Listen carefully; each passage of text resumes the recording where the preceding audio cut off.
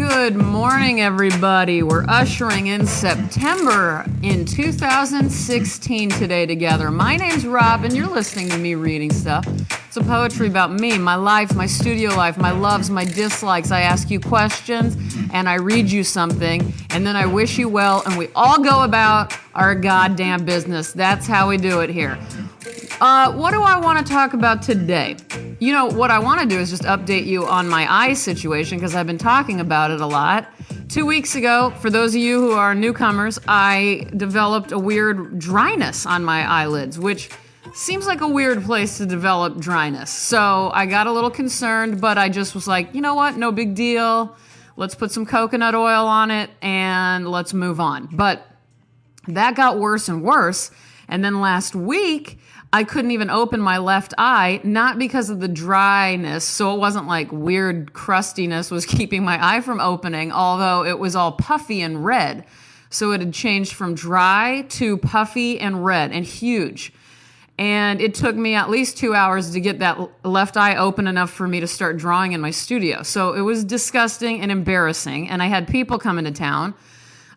So I really, and it was important, so I couldn't really get away with not doing something about it. So I had to go to a dermatologist, and it turns out that I had an allergic reaction to something. So I don't know exactly what. I think I know, but you know, you just never know. And I have so many allergies, although I've never gotten that full test. I guess I need to get that full test where they put pins in your back like a million times.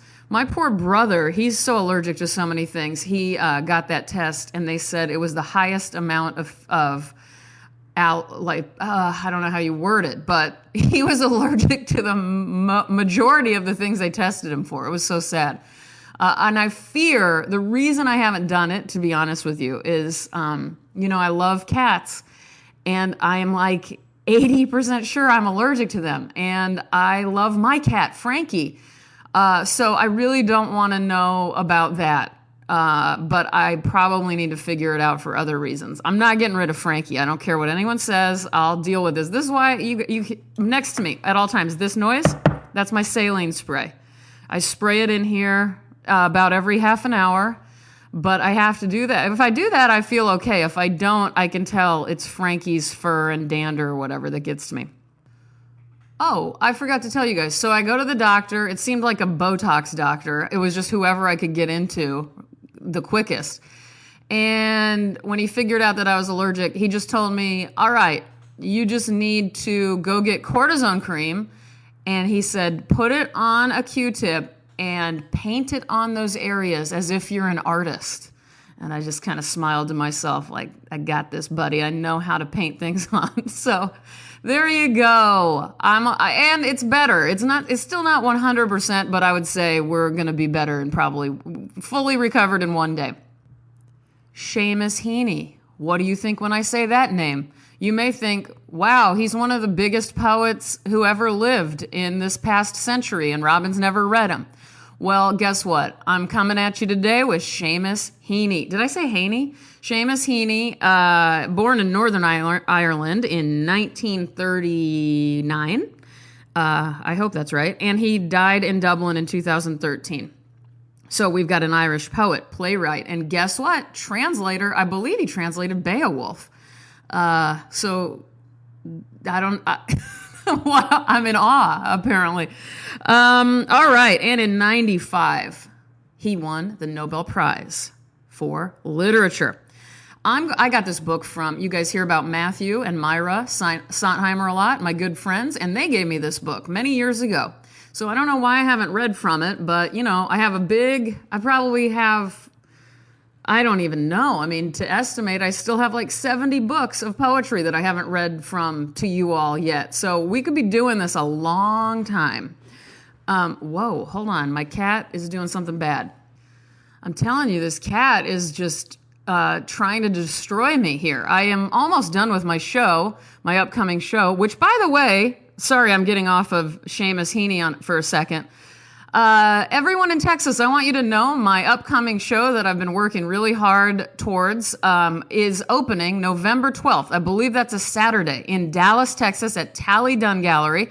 So if you want to come, hug it out, talk to me, yell at me, hand me a handwritten note, whatever you want to do, I'm going to be there on that evening, and I want to see you. So that's the update. And I'll be done with that show in about a week, so I'm feeling pretty good about that.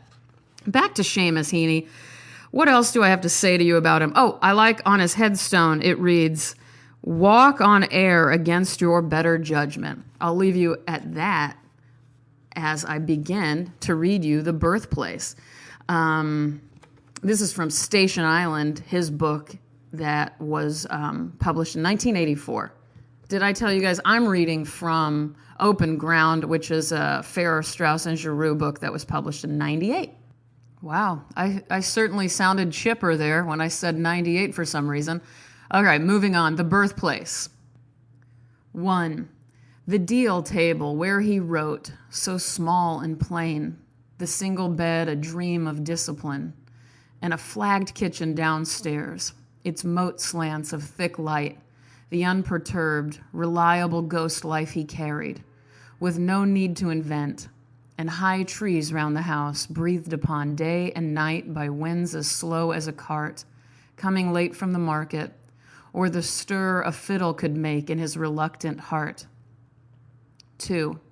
That day we were like one of his troubled couples, speechless until he spoke for them, haunters of silence at noon, in a deep lane that was sexual with ferns and butterflies, scared at our hurt, throat sick, heat struck, driven into the damp floored wood where we made an episode of ourselves, unforgettable, unmentionable, and broke out again like cattle through bushes, wet and raised, only yards from the house.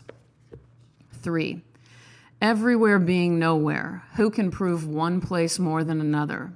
We come back emptied to nourish and resist the words of coming to rest. Birthplace, roof beam, whitewash, flagstone, hearth, like unstacked iron weights, afloat among galaxies. Still, was it 30 years ago I read until first light for the first time to finish The Return of the Native. The corncrake in the aftergrass verified himself, and I heard roosters and dogs, the very same as if he had written them. Jeez, I want to go back to scared at our hurt, throat sick, heat struck, driven into the damp floored wood where we made an episode of ourselves. And of course, The Return of the Native, that's Thomas Hardy, right? So this poem, although I haven't looked it up, is clearly about visiting the home/writing place of Thomas Hardy.